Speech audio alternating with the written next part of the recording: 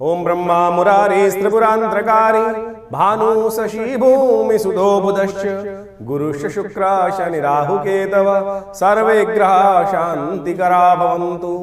मेष राशि, नमस्कार, स्वागत है आपका आचार्य वाणी में। मैं आचार्य डॉक्टर विक्रमादित्य आपके साथ हूँ। आज का विषय है मेष राशि वालों के लिए राहु का महापरिवर्तन का जो योग बनने वाला है उसका प्रभाव किस प्रकार का होगा। देखिए, आपकी राशि के अनुसार से हम बात करें, मंगल प्रधान आपकी राशि है और आपकी राशि के अनुसार से इस वक्त ग्रहों की चाल आपके लिए बहुत विचित्र रहने वाली है। 7.5 पदार्पण हो रही है और ऐसे में राहु का प्रभाव आपके लिए एक ऐसा प्रभाव है, यदि हम कहें कि 7.5 आपका कुछ बिगाड़ नहीं पाएगी, क्योंकि राहु आपकी रक्षा के लिए बैठे हैं। समझ लीजिए, राहु आपकी 18 महीने के लिए रक्षा कवच देने के लिए ये महापरिवर्तन लेकर आए हैं। शनि की 7.5 को शनि कान बंद कर चुपचाप बैठेगा। इतना जबरदस्त प्रभाव राहु का आपके लिए होने वाला है। यह आपके लिए सबसे इंपॉर्टेंट प्रभाव है। हम ऐसे नहीं कह रहे हैं, पाराशर का मत है, पाराशर का मत है। इसके कारण से उन ज्योतिष सिद्धांतों के अनुसार से बात करने का प्रयास करें। महत्वपूर्ण परिवर्तन का समय आपके लिए होने के तैयार है। ये राहु का परिवर्तन कब होगा, मेष राशि वालों को समझना चाहिए। ये परिवर्तन होगा राहु का 18 मई 2025 से 5 दिसंबर 2026 तक। शनि की 7.5 का पहला पद चल रहा है और शनि का पहला पद जो होता है बड़ा विशेष होता है। ये मेष राशि वालों के लिए नए दोस्त, पुराने जो काम करने वाले नहीं है चीजें, वो हट जाएंगी। नए परिवर्तन के योग, कोई विदेश संबंधित कोई आपके दोस्त जो हैं, जो आपको भूले बिसरे हैं, नए संबंधों को स्थापित करने का समय आपके लिए आता दिखाई दे रहा है। जो पिछला टाइम गया है, अभी राहु का जो प्रभाव गया है, उसने कई कॉन्फ्लिक्ट्स उदय किए, कई उठापटक आपके जीवन में करने का प्रयास किया। जो चीजें नहीं हो रही थी, लाभ नहीं हो रहे थे, उनमें कार्य करने के पूर्ण योग थे, उसमें फंसाने का प्रयास किया। सारा का सारा मैटर राहु के कारण ही था। वो आमतौर पर झगड़े करा रहा था। जब राहु का ये परिवर्तन हुआ, करीब करीब अक्टूबर 2023 में परिवर्तन हुआ, आपकी राशि के अनुसार से 12वें भाव में गया। मीन राशि का हो गया था राहु। मीन राशि यानी बृहस्पति की राशि का हो गया था। बृहस्पति क्या है, देवतुल्य है। उनको सब चीज सही सही सीधी सी समझ में आती है, परंतु राहु जो है हर चीज उल्टी चलते हैं। उनको उल्टी, बृहस्पति सीधी चाल में चलने का प्रयास करते हैं, हर चीज को सीधी सात्विक रखने का प्रयास करते हैं, और वो हर चीज तामसिक रखते हैं, हर चीज जुगाड़ वाली करते हैं, हर चीज सीधी। क्यों क्या है कि वो देवतुल्य है, वो राक्षस है। बृहस्पति जो है देवतुल्य है। अब देवता का घर 12वां भाव, अध्यात्म का भाव, अब जो खास तौर पे कहा जाता है मोक्ष का भाव माना जाता है, सत्य का भाव पर माना जाता है। और वहां पर कौन पहुंच गए, राक्षस ग्रह पहुंच गए। अब उनकी तो वहां सेटलमेंट हो ही नहीं रही, तो द्वंद्व शुरू हो गया था। द्वंद्व, ये द्वंद्व जो था, हम काम करने का प्रयास कर रहे थे, शनि लाभ पहुंचाने का लाख प्रयास किया उन्होंने, स्वग्रही स्वम भाव में बैठकर 11वें भाव में लाख प्रयास करने, लेकिन राहु ने सब लीप के रख दिया। अब राहु जो है ना, वो बदल गए हैं। अब बदलने का योग बना रहे हैं। चिंता ना करो, ये राहु महत्वपूर्ण परिवर्तन का योग आपकी राशि के दृष्टिकोण से बनाने को तैयार बैठे हैं, और ये महत्वपूर्ण परिवर्तन राहु अवश्य दे सकते हैं। आपको समाज में नई पहचान देने का रास्ता खोल सकते हैं, लाभ देने का रास्ता खोल सकते हैं। एक उदाहरण उपस्थित करते हैं। राहु का प्रभाव आपके लिए ऐसा होगा कि जैसे कहा जाता है ना, आंधी आती है। जब आंधी आती है तो क्या होता है कि कोने बिचाले में कहीं कूड़ा अटका पड़ा हो, जो निकल ना पा रहा हो, उनको भी बावंडर बनाकर उड़ा के ले जाएगी। ऐसी, यानी इतनी बड़ी वैश्विक समस्या हो कि बहुत बड़ा जो समस्याओं का बवार वहां पर अंबार लगा हो, जैसे रुई के ढेर को हवा उड़ा के ले जाती है, ऐसे राहु 18 महीने तक आपके लिए सफलता, आगे बढ़ने के नए अलायंसेस, नए कॉम्बिनेशन देने के रास्ते बनाते दिखाई देंगे। विशेष तौर पर ये खास तौर पर ध्यान रखने की जरूरत है। और आपकी राशि के अनुसार से थोड़ा ध्यान एक बात में रखने की जरूरत है, संतान को कष्ट पहुंच सकता है। संतान का थोड़ा ध्यान रखने की जरूरत है, और खास तौर पर गलत कामों की तरफ ना जाए। अब क्या होता है, सफलता प्राप्त करने के लिए बहुत सारे हम बात कई बार गलत कर्म। अब क्या, राहु जो है प्रवृत्ति तो उनकी राक्षस वाली ही है, लाभ जो है वो स्थान में चले गए हैं, शनि का भाव है, तो कहीं क्या बात होती है, कहीं ना कहीं गलत कार्यों से हम पैसा कमाने की तरफ चले जाते हैं। गलत कार्यों से ये उस तरफ भी उद्धृत कर सकते हैं। लेकिन एक बात ध्यान रख लीजिए, गलत कामों का गलत नतीजा होता है। सफलता तो दे देंगे, लेकिन भोगना यहीं पड़ेगा। इस बात को ध्यान रखने की जरूरत है, क्योंकि 7.5 चल रही है। शास्त्र कहा गया है, शनि महाराज को ध्यान रख लीजिएगा, शनि के घर में है, और शनि की 7.5 मेष राशि वालों के लिए खासतौर पर गलत कर्मों के गलत नतीजे होते हैं, गलत प्रवृत्ति के गलत ही काम होते हैं। आज तक इस संसार में लोगों को लाख देख लो आप, लगता है आपको कि आज उसने गलत काम किया और लाभ ले लिया, लेकिन भैया ध्यान रखना, इस संसार में जो भोगते हैं ना, वो गलत कर्मों को ही भोगते हैं, कष्ट पाते हैं। सुख कर्म कहीं ना कहीं बाद में जाकर आज तड़पा सकता है, लेकिन बाद में नुकसान से बचा देता है, कष्टों से निवृत्ति करने का योग बना देता है। तो इस बात का ध्यान रखने की जरूरत है। आपके लिए बहुत बढ़िया समय है, आपको खासतौर पर महत्वपूर्ण परिवर्तन का समय आने वाला है। राहु किस प्रकार के जिद्दी ग्रह है, ये आपको समझने की जरूरत है। राहु जो है ना, जिद पर अड़ने वाले हैं, और ये जिद आपको लाभ देने की जिद है राहु की। राहु ने सोच लिया था कि मुझे अमृत पान करना है, गर्दन कटवा दी अपनी। शास्त्र में कथा है इस बारे में, आपने सुनी होगी बहुत सारे लोगों ने, लेकिन उस कथा को दोबारा पुनः, अध्यात्म में जो है ना, पुनः समझने की आवश्यकता है, बार बार पुनः पुनः समझने की आवश्यकता है। क्योंकि क्या होता है कि हम संसार में रहते रहते हैं, घर में झाड़ू रोज क्यों लगाते हैं? घर में झाड़ू रोज लगाते हैं ना, सफाई झाड़ू पोछा रोज करते हैं, क्यों करते हैं? बर्तन रोज साफ करते हैं, क्यों करते हैं? क्योंकि धूल जो संसार में उड़ रही होती है वो कहीं ना कहीं आके बैठ ही जाती है, उसको चमकते रहने के लिए रगड़ाई की जरूरत है। नित्य प्रति अनुसंधान, शोध, पुनः विवेचना करने की आवश्यकता है। तो हम एक कथा सुनाते हैं जो पुराण में उपस्थित है, कैसे राहु की उत्पत्ति हुई। वो कथा आपको समझाएगी कि क्या राहु है, किस प्रवृत्ति का है, और किस प्रवृत्ति को कैसे आपको लाभ में लेना है। कालगणना के अनुसार से हमारे पुराणों इत्यादियों में बहुत सारी कथाएं इंगित की गई हैं। राहु, जैसा हमने आपको बताया, एक बड़ा हठी ग्रह है। आपको इसकी पुरानी कथा तो समझ में आती होगी, बहुत सारे लोगों को शायद ज्ञान नहीं है, उसके संबंध में समझ लीजिए कि राहु का प्रभाव हठी क्यों है। कहा जाता है संसार के अंदर विशेष तौर पर समय समय पर विभिन्न घटनाएं घटी। एक बार संसार में समस्त कहा जाता है कि देवताओं और दैत्यों ने मिलकर सोचा कि अब संसार में बहुत सारी निधि की समाप्ति हो गई है, बहुत सारे चीज़ें कम हो गई हैं, निधि समाप्त हो गई थी संसार से। महालक्ष्मी जो है वो सागर में विराजमान हो गई थी, और पूरे संसार से ऐश्वर्य, समृद्धि इत्यादि धीरे धीरे क्षय हो गई थी।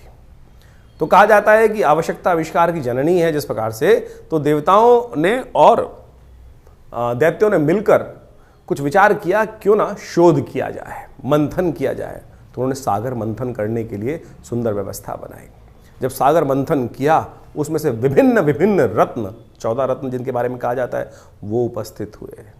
महालक्ष्मी उपस्थित हुई, चंद्रमा उपस्थित हुए, ऐरावत हाथी उपस्थित हुआ, उच्च श्रवा घोड़ा उपस्थित हुआ, काल जो जहर था वो उपस्थित हुआ, और साथ साथ अमृत भी उपस्थित हुआ। अमृत यानी वो तत्व जो इस संसार में अमरता को प्रदान करते हैं। हम सब मानव हैं, और हम सब की इच्छा क्या होती है, किसी प्रकार भी संसार में मृत्यु लोक में आने के बाद जाए ना, अमृत तत्व तो किसी ना किसी प्रकार से मिल जाए। देवताओं और दैत्यों में भी यही बहस की मुद्दा बना। अमृत तत्व निकला जब मंथन से, रिसर्च करोगे तो कुछ ना कुछ, जब मंथन करोगे तो कुछ ना कुछ अमृत निकल के ही आएगा, कुछ ना कुछ लाभ प्राप्त तो होगा ही होगा। जैसे दूध को मथा जाए तो उसमें से मक्खन निकलेगा ही। हर एक की इच्छा होती है मक्खन को किसी प्रकार से उपयोग किया जाए, लेकिन जो ग्वाला होता है उसको निकाल कर बेच देता है, पैसा कमा लेता है उससे। उसी प्रकार से जब अमृत निकल कर आया तो अब देवताओं ने और दैत्यों में छीना झपटी शुरू हुई, और उस अमृत को प्राप्त करने के लिए कहा जाता है कि भगवान ने जब छुपा के बहुत दिन रखा गया, उसके बाद भी वो समाप्त नहीं हुआ द्वेष आपस में, तो भगवान नारायण उपस्थित होते हैं बीच में, और भगवान नारायण ने उपस्थित होकर सबको समझाया, देखो मैं बांटता हूँ, सबको इसको बांटने का प्रयास, सुंदर रूप से व्यवस्था बनाई, और मोहनी रूप भगवान ने धरा और कहा। भगवान अब सोचे कि बहुत सारे लोग भ्रांति उत्पन्न कर सकते हैं कि मोहिनी रूप धर के तो एक तरह से छल किया गया है। देखिए एक बात समझ लें, जिस बात को प्रतिपादित करना चाहिए, छल नहीं था, सत्य था। इसलिए था कि दैत्यों को अगर आप दे देते, गलत व्यक्ति के हाथ में यदि पावर दे दोगे, इस वक्त विश्व की सबसे बड़ी जो मिसाइलें हैं किसी गलत व्यक्ति के हाथ में आ जाएं, तो वो क्या करेगा, विश्व को डरा धमका कर सब कुछ अपना वर्चस्व स्थापित कर लेगा। तो भगवान नारायण ने जो सुंदर व्यवस्था बनाई कि अमृत तत्व का उपयोग दैत्य किस प्रकार से करेंगे, देवता किस प्रकार से करेंगे, वो पहले से ही अच्छे से समझते थे। तो उन्होंने सुंदर व्यवस्था को बनाने का प्रयास किया कि दैत्यों को किसी प्रकार भी अमृत नहीं मिलना चाहिए। उन्होंने देवताओं को और दैत्यों को अलग अलग पंक्ति में बिठाया, और कहा जाता है कि जैसे ही वो अमृत तत्व उनको पिलाते थे, और देवताओं को अमृत पिलाते चले जा रहे थे, और जब अपनी माया से वशीभूत करके दैत्यों को सुरा यानी कुछ साधारण जल जो था वो पिलाते चले जा रहे थे। सबको लग रहा था कि अमृत तत्व प्राप्त हो रहा है, लेकिन भगवान का जो स्वरूप था मोहिनी अवतार में सारे संसार को मोहित कर कर इस प्रकार की व्यवस्था बना ली थी। कहा जाता है एक राक्षस था, शास्त्र में उसकी अनेक अनेक कथाएं हैं, लेकिन हमने जितना अध्ययन किया, स्वर्ण नाम का एक राक्षस था, उसने इस छल को देख लिया। पहचान गया भगवान को कि भगवान क्या कर रहे हैं कि देवताओं को अमृत पिला रहे हैं और जो दानव हैं, दैत्य हैं, उनको अमृत की जगह कुछ और पिलाया जा रहा है और समझ में किसी को आ नहीं रहा है। तो वो चुपचाप उस पंक्ति से, दैत्यों वाली पंक्ति से निकलकर कहा जाता है कि देवताओं की पंक्ति में स्वर्ण नाम का राक्षस जो था, दैत्य था, और कहा जाता है वो उत्पन्न ऋषि कश्यप से हुआ था और सिंहिका नाम की उसकी माता थी और वो वहाँ कश्यप गोत्र है उसका, जो राहु है उसका कश्यप गोत्र माना जाता है। कहा जाता है कि वो वहाँ जाके देवताओं की पंक्ति में बैठ गया और जैसे ही वो बैठा जाकर और भगवान पिलाते पिलाते उसकी बारी आ रही थी, ये छल जो था, ये सांप जो किया इसने, जो स्वर्ण नाम के राक्षस ने देवताओं की पंक्ति में आके बैठने का, ये पहचान लिया किसने?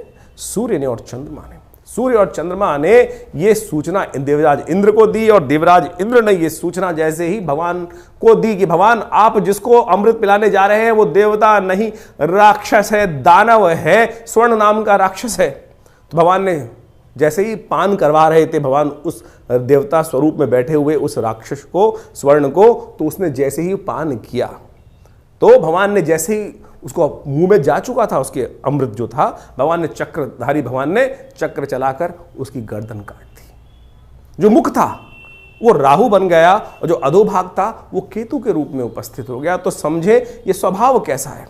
अब यहां राहु की उत्पत्ति हो जाती, ये है राहु। राहु की हठता थी, अमृत तत्व, अमृत का पान कर चुका था तो इसलिए अमर हो गया। हमेशा बहुत सारे लोग राहु को मानते नहीं है कि ग्रह है। अरे भाई वो वास्तविक छाया नहीं, वास्तविक सत्य है, हठी है। आपकी राशि में जिस प्रकार का प्रभाव उत्पन्न करेगा आपको समझना चाहिए। ये पुरानी कथाओं को आदि भौतिक आदि दैविक रूप से यदि आप उसको सत्य को समझ लें तो जीवन में उस वास्तविकता को क्या प्रभाव उसका होगा, यहीं से प्रभाव निकल कर आएगा। वो राहु का जो प्रभाव है छल रूप से करके, यानी क्या छला उसने? अपने उस मंतव्य को पूर्ण करने के लिए उस राक्षस योनि से हटकर देवताओं की पंक्ति में जाकर बैठ गया और भगवान तक को, सोचें कितनी बड़ी सुंदर ये कथा क्या समझा रही है कि भगवान तक को, यहां भगवान ने नहीं छला, यहां भगवान तक को छलने के लिए राहु उपस्थित हो गया। तो राहु इस प्रकार का ग्रह है कि जो आपको, किसी भी धर्मात्मा व्यक्ति को छल सकता है अपनी हठता को पूर्ण करने के लिए। तो इस भाव को समझें कि राहु क्या प्रभाव आपके जीवन में उत्पन्न कर रहा है। ये हमने जो राहु का ग्रह का प्रभाव आपको बताया ना कि आपकी राशि के अनुसार से आपकी जन्मपत्री में किस भाव में कहां बैठकर किस प्रकार का प्रभाव उत्पन्न करेगा, क्या कराएगा आपके लिए। तो सत्य रूप में इस कथा को हमने इसलिए उपस्थित किया है कि वो आप समझ सकें राहु का प्रभाव नेगेटिव भी होता है, पॉजिटिव भी होता है। हर व्यक्ति के अनुसार से ऐसा नहीं है कि नेगेटिव ही होगा। तो आपकी राशि के अनुसार से जो प्रभाव हमने समझाया है उसके लिए आपको सही रूप से कुछ उपायों की आवश्यकता है। मेष राशि के अनुसार से आप लोगों को विस्तृत समझने की आवश्यकता है कि राहु का प्रभाव किस प्रकार का है। ये राहु को हमने अभी प्रभाव समझाया आपको, हमारे इस वीडियो के माध्यम से आपने भी समझा कि संवाद के माध्यम से कि राहु का प्रभाव किस प्रकार का होने वाला है। ओवरऑल लाभ का ही प्रभाव है, बिल्कुल अच्छा है, बहुत महत्वपूर्ण परिवर्तन के लिए तरफ राहु महापरिवर्तन के साथ योग बनाने वाले हैं मेष राशि वालों के लिए। लेकिन हमने आपको यह भी समझाया कि ये प्रवृत्ति अगर नेगेटिव हो गई तो कष्ट में फंसा सकती है। राहु को शक्ति की आवश्यकता है। राहु को शक्ति थोड़े देने का प्रयास कीजिए। एक काम करें, एक तो राहु का मंत्र ओम भ्रांग भ्रीं भ्रौं स राहवे नमः। आपने जूते पहने हुए कुछ भी, कोई दिक्कत नहीं है। शाम का समय, राहु का समय होता है शाम का, राहु का दिन का समय नहीं होता। हर Sunday, Monday, Tuesday, Wednesday, Thursday, Friday, Saturday, इस प्रकार से हर दिन के, हर ग्रह के दिन है, लेकिन राहु का कोई दिन नहीं है। राहु का समय जो है वो बहुत सारे लोग राहु काल को राहु का समय जोड़ देते हैं, वो मुहूर्त के अनुसार से, वो तो हर रोज परिवर्तन की तरफ जाता है। राहु का समय है सूर्यास्त के बाद, अंधेरा होने से पहले। तो उस समय में कोशिश करें राहु के मंत्र का जप करने, ओम भ्रांग भ्रीं भ्रौं स राहवे नमः, या हो सके तो ओम नमः शिवाय का स्तवन करने। राहु का सबसे श्रेष्ठ उपाय जो हो सकता है शिव की आराधना ही हो सकता है, क्योंकि वो प्रदोष काल, जब राहु का जो समय है वो प्रदोष काल ही है और समस्त दोषों से रहित होकर ऐसे में यदि शिव का ध्यान कर लिया जाए तो उससे बढ़िया कोई उपाय हो नहीं सकता है। तो भगवान शंकर का जहाँ काले रंग का शिवलिंग, नर्मदेश्वर शिवलिंग या काले पत्थर का शिवलिंग हो, वहाँ जाकर उस समय में बिल्वपत्र भगवान पर अर्पित करें, तेल के द्वारा भगवान का अभिषेक करें, तो शत्रुओं का संहार भी करेगा ये उपाय, और साथ साथ आपके लिए आगे विजय देने की जबरदस्त योग बनाता दिखाई देगा। ऐसे में आपको एक उपाय हम बता रहे हैं, वो अवश्य करने का प्रयास कीजिएगा। कभी कभी शाम के समय, रविवार के दिन शाम को एक उपाय कर लिया कीजिए। आपको रांग सिक्का मिल जाएगा, लेड जिसको बोला जाता है सिक्का, उस सिक्के को लेकर, जो पुराने ज़माने में पाइप को जोड़ने का काम आता था, थोड़ा सा सिक्का या कोयला लेकर शाम के समय चलते पानी में उसको प्रवाहित कर दिया करें। या कभी एक काम करें, पूजा वाले नारियल मिल जाएंगे। पूजा वाले नारियलों को अपने सिर पर से वार कर जब चलते पानी में उसको प्रवाहित कर दिया करें। और एक काम और करें, ब्राह्मणों की सेवा करने का प्रयास करें, गुरुजन का आशीर्वाद लेने का प्रयास करें। आपकी राशि के दृष्टिकोण से सबसे श्रेष्ठ उपाय है इस समय जितना ज्ञानी जनों को साथ लेने का प्रयास करेंगे, ज्ञान के अनुसार से कार्य करने का, गुरुजन का सेवा करने का प्रयास करें। गुरुजन का मतलब केवल ब्राह्मण, तो ब्राह्मण यानी ब्रह्म को जानने वाला, सत्य को जानने वाला जो गुरुजन है उनकी सेवा करने का प्रयास करें, सेवा भाव से करने का प्रयास करें, यानी उनसे ज्ञान लेने का प्रयास करें। ये सबसे जरूरी उपाय है। इसके अलावा शास्त्रों उपाय अलग अलग बताए गए हैं, तो उनके द्वारा आप बहुत अच्छे से लाभ ले सकते हैं। ये सब समय आपके लिए बहुत जबरदस्त शुरू हो रहा है। राहु का महापरिवर्तन हमें दिखाई देता है, आपके लिए बड़ा कल्याणकारी रहेगा। राहु ग्रह को ठीक करने के लिए शास्त्र में अनेक अनेक उपाय बताए गए हैं।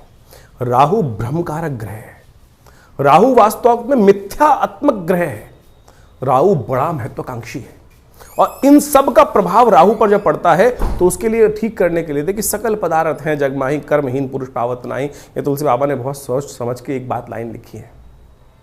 और उन सब उपायों को किस प्रकार से ठीक रूप से किया जाए, अब आपकी राशि के अनुसार से आपने राहु का पूरा प्रभाव समझा, कुछ विशेष उपाय भी किए, लेकिन कुछ जनरल उपाय भी हैं शास्त्र के अनुसार से। कुछ जनरल उपाय इतने बढ़िया रूप से हैं कि यदि राहु ग्रह के दुष्प्रभाव को ठीक करने के लिए, अब क्या है कि जैसे दवाइयां होती है, वो एक ही दवाई तो है नहीं कि एक ही दवाई को खाएंगे ठीक कर लेंगे। अब हर भ्रांति के व्यक्ति को ठीक करने के लिए 5 उंगलियां बराबर नहीं है, अरबों लोग हैं, और अरबों लोगों के हिसाब से अनेक अनेक उपाय। किसकी भ्रांति, किसी की दीक्षा, किसी का मंत्र में इच्छा ना हो तो राहु का उपाय कैसे करेगा, किसी की किसी और चीज में इच्छा ना हो तो वो कैसे राहु का उपाय ठीक करेगा। तो हम अनेक उपाय आपके समक्ष उपस्थित कर रहे हैं। देखिए, वैसे तो सबसे श्रेष्ठ जो है वो जो उपाय है राहु के, वो तो मंत्र, दान और साथ में औषधि विज्ञान के अनुसार से जो उपाय बनते हैं वही बनाने चाहिए। 3 तरह के उपाय शास्त्र में सुंदर रूप से प्रमाणित जो बताए गए हैं, 3 कैटेगरी के उपाय, वो है सबसे पहला मंत्र, फिर दान, और उसके बाद औषधि। प्रकृति से जो औषधि उत्पन्न होती हैं वो सब राहु के नेगेटिव प्रभाव को ठीक करने के लिए बहुत अद्भुत कार्य करती हैं। उन सबको सही समय पर सही रूप से कर लिया जाए तो बहुत अच्छे से लाभ मिलता है। सबसे पहले तो यह समझने का प्रयास करना चाहिए कि राहु हमारी कुंडली में नेगेटिव प्रभाव कर रहा है या हमारी कुंडली में पॉजिटिव प्रभाव कर रहा है। एक बात सीधी तरह से हम आपको सिद्धांतिक तौर पर समझा देते हैं। राहु का संबंध बिल्लियों के साथ होता है। देखिए, यदि आपकी कुंडली में राहु नेगेटिव चल रहा है तो देखिएगा आपके घर के आसपास या तो बिल्लियां रो रही होंगी, बिल्लियां लड़ रही होंगी, रात्रि में बिल्ली के रोने की आवाज़ आती है, बिल्ली के लड़ने की आवाज़ आती है, तो समझ लेना चाहिए आपका राहु का प्रभाव कहीं ना कहीं नेगेटिव चल रहा है। कहीं ना कहीं राहु का प्रभाव आपकी कुंडली में नेगेटिव है। और यदि आप अध्यात्म से विमुख हो रहे हैं, राहु का प्रभाव एक सबसे बड़ा है, राहु ग्रहण कारक ग्रह है। राहु सूर्य को भी ग्रसित कर लेता है, जैसे हमने आपको समझाया। नैसर्गिक दृष्टिकोण से सबसे ताकतवर ग्रह माना जाता है राहु ग्रह। कोई उसके आगे चलता नहीं है किसी का बस। यानी सबसे ज्यादा प्रभाव क्या होता है, सूर्य का ग्रह का प्रभाव होता है। सूर्य किसी हर ग्रह को अस्त कर सकते हैं, लेकिन राहु जिसको छायात्मक ग्रह रूप में माना जाता है, कई लोग तो मानते भी नहीं है। बहुत सारे लोग ये भ्रांति उत्पन्न करते हैं राहु ग्रह थोड़ी है, छाया है वो तो। अरे भैया, राहु का प्रभाव नैसर्गिक दृष्टिकोण से यदि आप पढ़ोगे, ज्योतिष की गणनाएं सीखोगे, तो सबसे ज्यादा नैसर्गिक दृष्टिकोण से बलशाली ग्रह जो है वो राहु ही माना जाता है। और कहा जाता है, जिस प्रकार समझें कि राहु सूर्य को भी ग्रसित कर लेता है। अभी हमने आपके समक्ष जो कथा उपस्थित करी, सूर्य राहु, जो राहु है वो सूर्य और चंद्र, क्योंकि उनकी आपस में परम शत्रुता है। राहु के 3 शत्रु माने जाते हैं वैसे तो। जी हाँ, राहु के 3 शत्रु माने जाते हैं, सूर्य, चंद्र और केतु भी, क्योंकि बिल्कुल उल्टा प्रभाव है। राहु के बिल्कुल स्वभाव से उल्टा प्रभाव है केतु की। हम कभी गणना करेंगे, बताएंगे आपको, लेकिन इस वक्त समझे कि जब राहु जो है सूर्य को ग्रसित कर लेता है, ग्रहण लगा देता है। जो सूर्य सबको अस्त करता है उसको अस्त कर देता है, फिर चंद्र ग्रहण लगा देता है, तो सबसे ज्यादा बलशाली ग्रह माना जाता है। तो इसका प्रभाव बिल्कुल अवश्य होता है हर व्यक्ति के ऊपर। तो इसके प्रभाव को ऐसा हल्का नहीं समझना चाहिए। तो इस प्रकार से बहुत सारे उपाय शास्त्र में वर्णित हैं, उनको हम आपके समक्ष रखने का प्रयास करते हैं। उनमें से अनेक उपाय शास्त्र के अनुसार से कर सकते हैं। अब ये बात समझे कि जो किस प्रकार से कब किया जाए उपाय।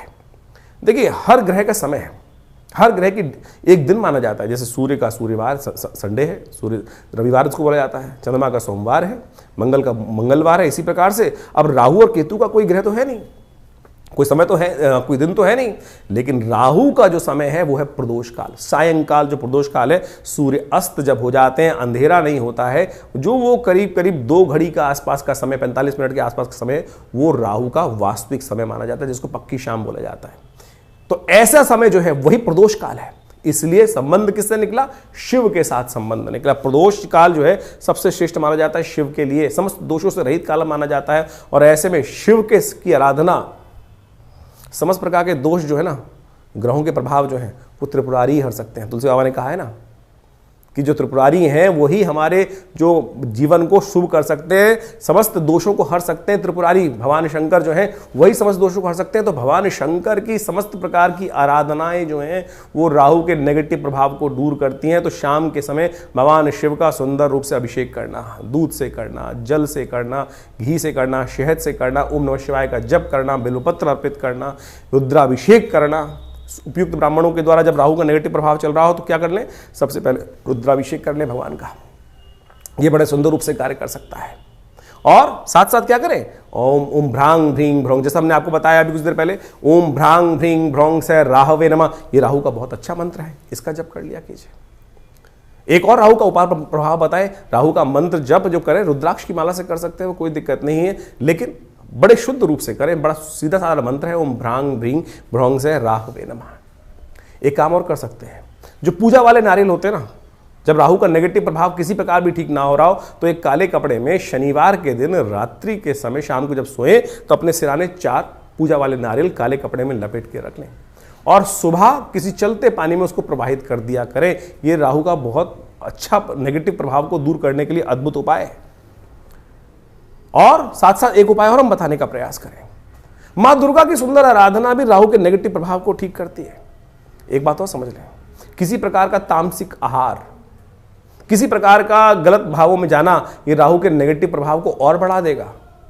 राहु किसका प्रतीक है? अभी हमने आपको कथा समझाई, राहु जिद का प्रतीक है। अभी आपके मनोभाव में यदि जिद आ रही है तो यानी वो समझ लीजिए राहु नेगेटिव प्रभाव उत्पन्न कर रहा है। इतना हटी कि जाकर भगवान के उस छल को पहचानने के बाद उस भी अपनी हटता पे अड़ा रहा। देखिए सामने किससे लड़ने जा रहा था?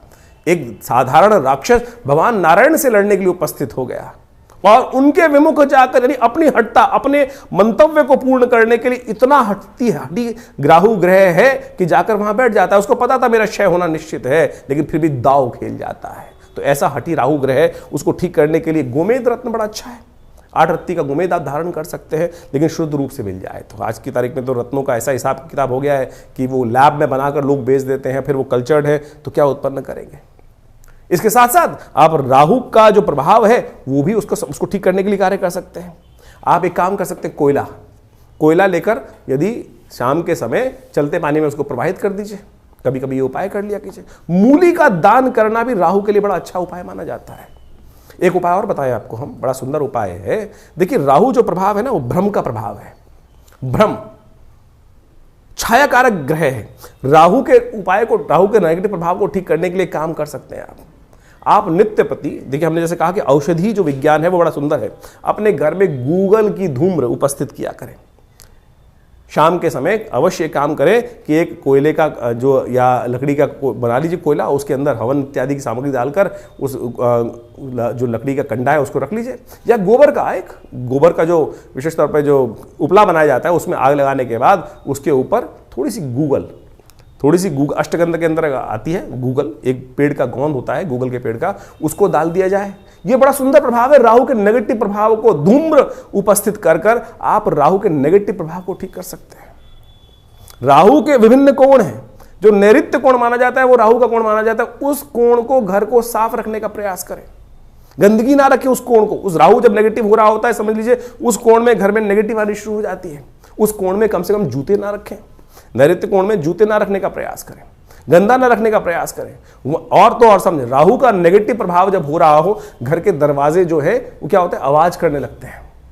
ची ची की आवाज आने लगती है, चिटकनी खराब होने लगती है, तो उनको ठीक रखने का प्रयास करें। ये सब वास्तविक दृष्टिकोण से भी बड़ा सुंदर उपाय है। इनको रखने का प्रयास ठीक करेंगे तो बहुत सुंदर रूप से लाभ प्राप्त होगा। जो आपके घर में राहु क्या है, एक नेगेटिव ग्रह है और धूम्रात्मक ग्रह है। कोशिश ये करें आपके घर में गंदगी नहीं होनी चाहिए। जैसे आपके नहाने की जगह, स्नान करने की जगह है, वहाँ बहुत सारी, कई बार क्या होता है काई लगी है, कुछ लगी है, घर में बहुत सारी सीलन आई हुई है, तो समझ लीजिए राहु का नेगेटिव प्रभाव आपके जीवन में चल रहा है। उसको तुरंत ठीक करने का प्रयास करें। फटी हुई चप्पल पहन रखी है, ये राहु का नेगेटिव प्रभाव है। और अब क्या होता है कि व्यक्ति चलाए चले आते दरिद्रता को पाल के रखते हैं।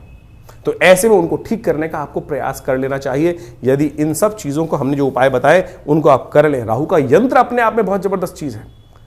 राहु के मंत्र से करीब करीब 18,000 मंत्र को जप करके ओम भ्रांग भ्रीं भ्रौं से राहवे नमः, इस मंत्र से सिद्ध करा हुआ राहु का यंत्र आप स्थापित कर सकते हैं। ये 1.5 साल तक बिल्कुल रूप घर में रखें। उसका नेगेटिव प्रभाव यदि सही रूप से जप हुआ है, बहुत सारे लोग तो जप ही नहीं करते हैं, केवल लिया और आज की तारीख में बाजार में जितने मिल रहे हैं राहु के यंत्र के रूप में उपस्थित किया गया, वो केवल आकृति नहीं है, उसको जो जैसे आप मान के चले मूर्ति प्रतिष्ठा की जाती है मंदिर के अंदर, तो मूर्ति को प्रतिष्ठा करने के लिए एक पूरा विज्ञान है, उसके अनुसार से पूजा पाठ कर 10-12 दिन तक उसकी व्यवस्था की जाती है, तब वो प्रतिष्ठित होती है। उसी प्रकार से यंत्र भी प्रतिष्ठा करने की सुंदर व्यवस्था बनाई गई है शास्त्रों के अनुसार से, तब तो वो जागृत हुआ, नहीं तो केवल वो आकृति है, नहीं तो केवल वो कागज का टुकड़ा है या जिस पे भी बना हुआ है उसका टुकड़ा है।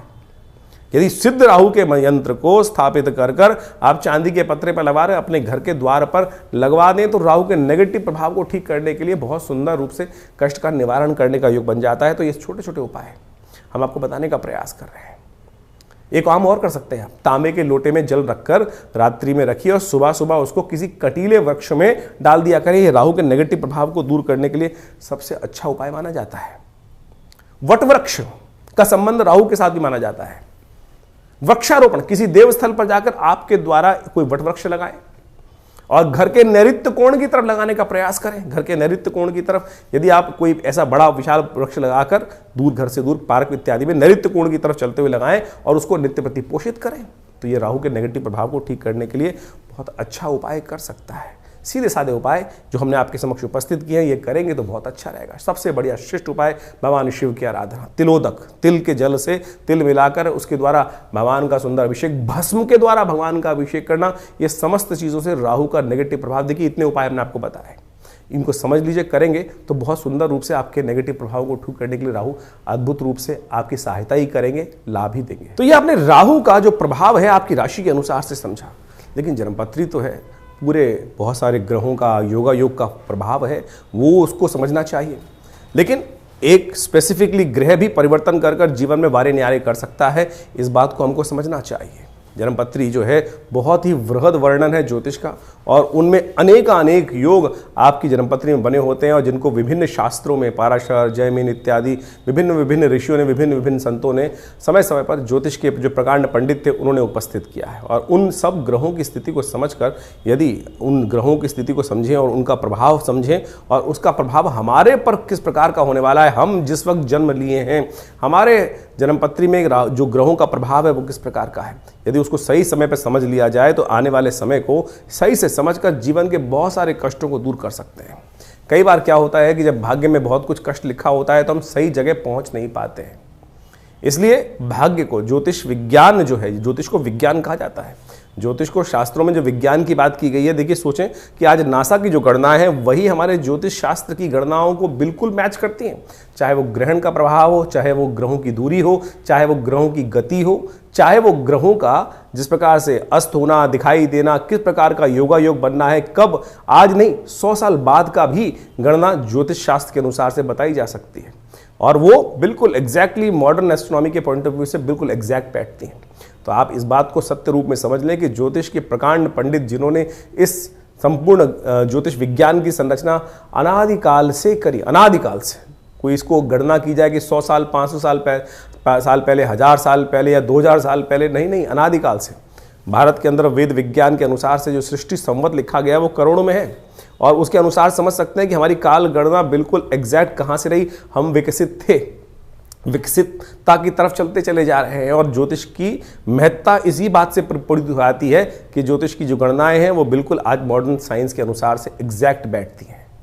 तो इस बात को हमें ज्योतिष विज्ञान को समझना चाहिए और ग्रहों की गणना के अनुसार से चीज़ों को समझते हुए कार्य कर लेते हैं। बहुत सारे लोग विडंबनाएं मन में उत्पन्न कर सकते हैं कि सब बकवास है, कुछ नहीं है, क्या नहीं है। ऐसे तो मॉडर्न जो हेल्थ पॉइंट ऑफ व्यू से जो मॉडर्न विज्ञान है उसके अनुसार भी बहुत सारी चीज़ जंजाल बन जाती हैं। और लेकिन जब भाग्य होता है तो सही दिशा, सही डॉक्टर पे व्यक्ति पहुंच जाता है और उसके द्वारा बताए गए निदान को प्राप्त कर आरोग्यता प्राप्त कर लेता है। वही ज्योतिष विज्ञान है कि सही समय पर हमें सही समय की चाल समझ में आ जाए और उसका प्रभाव हमारे जीवन पे किस प्रकार का प्रभाव होने वाला है वो समझ में आ जाए, तो हम जीवन के वारे कष्टों को दूर कर सकते हैं, वारे न्यारे कर सकते हैं। तो इसलिए अपनी ज्वरम पत्री को समय समय पर दिखाते रहना चाहिए। ये जो हम लगातार संवाद आपके समक्ष अपने चैनल के माध्यम से उपस्थित करते रहते हैं, बताते रहते हैं ग्रह गणनाओं के बारे में। अब देखिए यहाँ पर तो राशि के अनुसार ही बताना पड़ेगा, यहाँ तो ग्रहों की चाल के अनुसार ही बताना पड़ेगा। क्यों? क्योंकि अरबों लोग हैं संसार के अंदर, हर एक का भाग्य अलग है। बिल्कुल जो आपके मन में प्रश्न उठ रहा है कि हम जो ज्योतिष की राशि के अनुसार से बात करते हैं तो 12 राशियों में पूरे संसार को नहीं बांट सकते, बिल्कुल सही बात है कि उसको, लेकिन आउटर पेरिफेरियल तो सेट कर सकते हैं। क्या योगा योग है, वो उस योग के अनुसार से समझ तो आ सकती हैं चीजें, लेकिन आपकी जन्म पत्री में किस प्रकार का योग कैसा बनने वाला है, कब बनने वाला है, उसको क्या निदान किया जाए, उसके लिए आवश्यकता है कि जो पर्सनल जो कंसल्टेशंस होती हैं, जन्म पत्री में विचार विमर्श किया जाए, वो समय समय पर परिवर्तन होता रहता है। और उसके लिए आप समझें, जानें, और उसके लिए पर्सनली आप आश्रम पे आ भी सकते हैं, संपर्क साध सकते हैं। यह आश्रम जमुना पार्क दिल्ली में स्थित है, विवेकानंद योगाश्रम, और यहाँ पिछले करीब 60-70 सालों से विभिन्न पराविद्याओं पर शोध चलता है। आचार्य श्री केशव देव जी महाराज के सानिध्य में रहकर हमको ये सुख प्राप्त हुआ कि जिसके द्वारा हमने इस ज्योतिष विज्ञान को उनसे बाल्यकाल से ही सीखा, समझा और उन विवेचनाओं को उपस्थित किया, बहुत सारे शोध किए, बहुत सारे मंत्रों का उपचार किया, बहुत सारे यज्ञ इत्यादि आज भी उसी रूप में चलते हैं। नित्य प्रति 8 घंटे यज्ञ चलता है विवेकानंद योगाश्रम में, जो आचार्य श्री केशव देव जी महाराज के द्वारा स्थापित किया गया। आप भी उस यज्ञ में समय समय पर जो कार्यक्रम होते हैं उसमें आके स्थित हो सकते हैं। विभिन्न ग्रहों के उपचार किए जा सकते हैं, विभिन्न ग्रहों की जो समस्याएं हैं उनके निदान जो है ना वो अनेक रूप से बताए गए हैं। सबसे बढ़िया मंत्र जप, यज्ञ, यंत्र, दान इत्यादि बताए गए हैं। औषधि के अनुसार से बहुत सारे उपाय बताए गए हैं, उन सबको हम समय समय पर आपके समक्ष उपस्थित करते रहते हैं। तो आप इस संस्थान पर आकर माँ भगवती का सुंदर श्री विग्रह जो विराजमान है उनके भी दर्शन कर सकते हैं। और उन्हीं का प्रभाव है कि जो आज इस तपस्थली पर नित्य प्रति 8 घंटे यज्ञ चलता है। भगवान की कृपा से समस्त रूप से बहुत बड़ी गौशाला है और वहाँ पर भी गौ सेवा इत्यादि के कार्य किए जाते हैं। औषधालय है जो योग, प्राकृतिक चिकित्सा, आयुर्वेद, फिजियोथेरेपी, एलोपैथिक को इंटीग्रेट करके हम बहुत सारे रोगों का निदान करते हैं। भारत सरकार के पैनल पर हैं। भारत के जो एक्रेडिटेशन अथॉरिटी है NABH, उससे एक्रेडिटेड हॉस्पिटल है, यानी मॉडर्न फैसिलिटी के साथ साथ इस संस्थान को बनाया गया है। आप इन समस्त चीज़ों का लाभ लेते हुए आप इस संस्थान से जुड़ें। धन्यवाद।